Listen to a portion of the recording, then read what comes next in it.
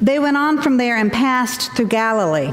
He did not want anyone to know it, for he was teaching his disciples, saying to them, "The Son of Man is to be betrayed into human hands, and they will kill him. And 3 days after being killed, he will rise again." But they did not understand what he was saying and were afraid to ask him.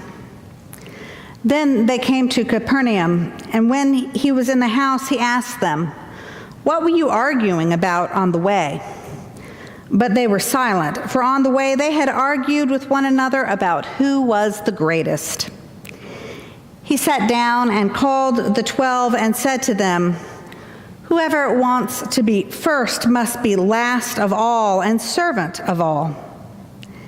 Then he took a little child and put it among them, and taking it in his arms, he said to them, "Whoever welcomes one such child in my name welcomes me. And whoever welcomes me welcomes not me, but the one who sent me." This is the word of the Lord. Thanks be to God. Well, I don't know if many of you know this, but thanks to my dad, I'm a big fan of action movies. I grew up in a home where action movies were frequently what was playing on the VCR on Friday afternoon. For those of you under 20, the VCR was the DVD player of my age. I grew up with John Wayne and Clint Eastwood shooting it out with the bad guys, or with Steve McQueen bouncing his baseball in his cell in a prisoner of war camp after another failed escape attempt. With Harrison Ford single-handedly taking on the Nazis to rediscover the Ark of the Covenant. One of my favorite action stars is Denzel Washington, whether he's trying to keep a crazy submarine commander from blowing up the world, or trying to solve a bank robbery, or more recently protecting a small town from vicious, greedy landowners on the Mexican border. And while some of his movies haven't been so great, and while he's delivered some dumb lines like every other actor, he also is in one of my favorite conversations in any movie. I won't bore you with the plot details of Deja Vu, which is a movie that you probably haven't seen, but it involves some ridiculous time travel that allows Denzel to go back and stop a terrorist attack. In the movie, Denzel's character has to convince someone to trust him, because that's the only way he can save her life. So she's there looking at him with confusion and doubt as he says to her, "What if you had to tell someone the most important thing in the world, but you knew she would never believe you?" And her response is simple: "I'd try." I know that sounds kind of hokey, but trust me, the entire plot of the movie depends on that particular exchange. Our reading in Mark this morning reminded me of that exchange, because Jesus and his disciples, if you can picture with me, they're walking through the region of Galilee. And it's going to turn out to be for the last time, because they're now on their way to Jerusalem and everything that is awaiting them there. In Mark, we've reached a turning point in the gospel, and Jesus is now trying to prepare his disciples for his betrayal, for his death and resurrection. They've been with him 3 years as he has performed miracle after miracle. And in fact, in just the chapter before, Peter, James, and John have just witnessed the transfiguration. And all this time, Jesus has been teaching them who he is. And still, they don't get it. They don't understand. They're confused and afraid.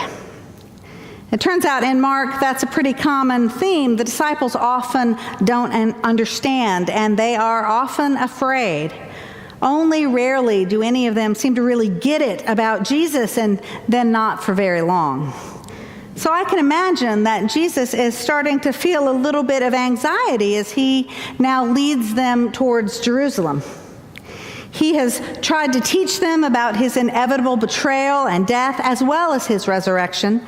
If you remember, there was a conversation that takes place just in the chapter before where Peter reprimands Jesus for what he's saying, and Jesus says to Peter, "Get behind me, Satan. Your minds aren't on divine things, but on human things." So I can imagine his conversation in his mind as he's walking with them towards Capernaum. Are these guys ever going to get it? Are they ever going to understand me? I have to tell them some of the most important things in the world, but I know they won't believe me. They're not going to get it. What do I do? And his answer to his own question, I'll try. And so Jesus does. All the way to Jerusalem, he continues to teach them who he is and what God is doing. He keeps trying to form them into a community that is able to carry on his mission and his ministry. He keeps trying to prepare them for what's going to happen in Jerusalem, for his betrayal and death and his resurrection. He keeps on teaching them whether or not they're ever going to believe him, if they're ever going to get it. And bless their hearts, they don't get it. At least not in our story today. And I don't know if this is because they couldn't wrap their mind around what Jesus was telling them, or if they didn't want to wrap their mind around what Jesus was telling them, because that's not how they wanted things to play out once they got to Jerusalem. They don't get who he is or what he's doing or who they're called to be as his followers. And sadly, Mark tells us that they were too afraid to ask, whether they were afraid for Jesus or for themselves. They were too afraid to ask questions to help them understand. Instead, brilliantly demonstrating their utter lack of comprehension, they start arguing among themselves about which one of them is the most important disciple. Here is Jesus trying to teach them about his own self-sacrifice and self-denial as he's getting ready to give up his very life. And they're caught up arguing about who's better than who. So when they get to Capernaum, Jesus tries again. And this time he uses a physical demonstration to try to get his point across. He picks up a little child and he puts him in their midst and he holds him in his arms. He doesn't pick up a sword. He doesn't pick up a wallet. He doesn't pick up a who's who in Galilee. He picks up a little child. Now, you know, little children, both then and now, are often the lowest on society's food chain. They can't provide for themselves. They can't protect themselves. And in some countries, they have no legal rights at all. In terms of what the world values, power, influence, money, success, little kids don't got it. But Jesus says true greatness looks like this little kid. It comes from being the least, from being vulnerable and defenseless, from being a servant, from giving of yourself rather than claiming for yourself all the things that the world values. Jesus flips their traditional notions about what matters on their head. His community of followers isn't supposed to be a place where the jealousies and ambitions of the world work themselves out as they argue about who's better than who. It's supposed to be a community of people who are willing to serve others, people who are not only welcoming of the powerless, but who are willing to be vulnerable and self-sacrificing themselves. In our reading from James this morning, we come across another instance of someone who is having to speak the truth to a group of people who either seems unable to get it or who don't want to believe it. But in our passage this morning, like Jesus, James tries anyway. Now, James was writing to a church that reflected the economic and social realities of his day. In that church were the really, really wealthy and socially powerful, and the really, really poor and socially powerless. There weren't really people in the middle. And social status was very important for security and for survival, and only those at the very top were really secure. And so people reinforced their social standing by taking advantage of people lower down on the social ladder, using them to climb up a rung or two whenever they got the chance. And apparently some people in the church James was writing continued to act out the prejudices of society. They gave lip service to welcoming the poor, but they didn't really practice it. They still acted out of envy and selfish ambition, seeking their own power and status at the expense of other people. They didn't trade in their worldly view on the importance of power and prestige for God's viewpoint and special concern for the poor and the powerless, for the least of these. In modern terms, we would say that they talked the talk, but they certainly didn't walk the walk. Now, the book of James, as many of you probably know, is a controversial book oftentimes because of its emphasis on good works. In fact, Martin Luther wanted to exclude it from the Bible altogether. But see, James is focused on good works because he's trying to tell the church that lip service isn't enough. It's not enough to say that you care for the poor when you don't actually show them love. In other words, faith without works is dead. So James was talking to the church about how people of faith should treat one another, actually how they should treat everyone as a child of God. And he says, seeking to satisfy your own wants and desires at the expense of others leads to conflicts, disputes, and even war. Seeking our own pleasure leads to death, not life, for everybody. That kind of thinking comes from worldly wisdom. It's unspiritual, even devilish, says James. He told the people basically that they were praying for the wrong things in the wrong way, and that God wasn't particularly interested in answering their selfish prayers. In contrast, James told them that they were called to act out of heavenly wisdom, which values purity and peace and gentleness towards others. Being willing to yield their own self-importance and treat the poor and lowly as important, actually showing them mercy and compassion. This was how they were to treat one another, without showing favoritism for the rich, without being hypocritical by just saying they love the poor, but continuing to hold them down. Seeking God's good gifts for everyone leads to life for all.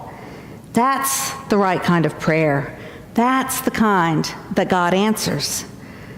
James told the people of this church that when they draw near to God, instead of focusing on themselves, God would draw near to them.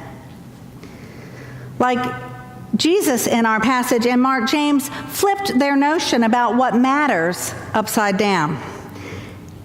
He told them that the church isn't to be a community where jealousies and ambitions work their way out, where they compete with one another, but rather it's called to be a community of people willing to serve others, people who are welcoming of the powerless and willing to be vulnerable and self-sacrificing. In other words, it was called to be a community that wasn't content to give lip service to its faith, but called to truly live it out in its actions, particularly living out God's special concern for the weak and the vulnerable. Even though it's 2,000 years later, I wonder how we as Christians today hear these stories. Because even though 2,000 years have passed, we still live in a society that values the rich and the powerful, often at the expense of the poor and the vulnerable.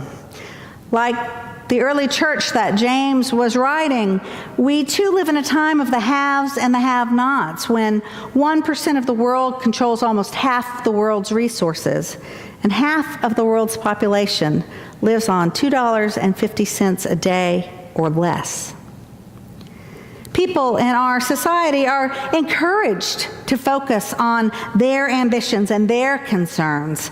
Movies and television tell us that greed is good, to quote the old movie Wall Street.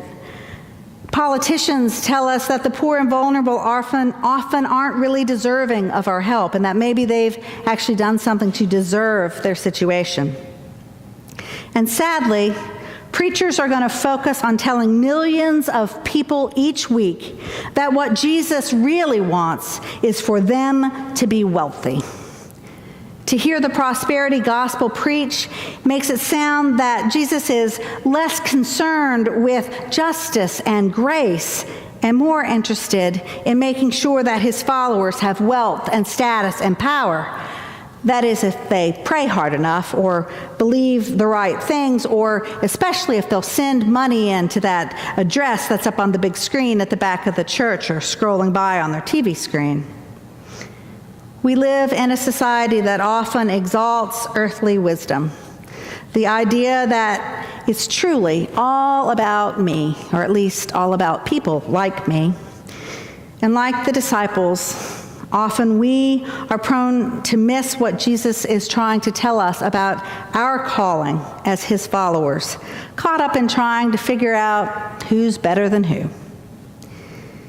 And just as James warned the early church in his letter, we live in a society that is, in fact, plagued by conflict, dispute, and war. Even church is sometimes a place where jealousies and ambition create discord and damage relationships. And before our very eyes, we are seeing how seeking merely our own pleasures and agendas can lead to death and not life. So how do we make sure that we are listening to the prophetic voices that may be trying to tell us something important, the most important thing in the world, about who we're called to be as followers of Jesus Christ, or about God's concern for the weak and the vulnerable? How do we, as a congregation that is in fact very active and committed to living out our faith, who is actively welcoming of others and serves others, a church that's actively concerned for the vulnerable and poor, how do we, as a church in this time and in this place, proclaim a message that is different than the one that is taught by our hyper-competitive society or preached by ministers who have twisted the gospel to be all about me, me, me? The truth is, I don't have the answers to all of that. In fact, I truly believe that is our journey and our calling as a church, to figure that out and to live that out. I know that like Jesus and like James and like many faithful Christians who have gone before us, we too are called to speak the truth, to share the most important story in the world, the story of Jesus' grace and love, even if we think people won't believe us. Our answer also has to be, I'll try.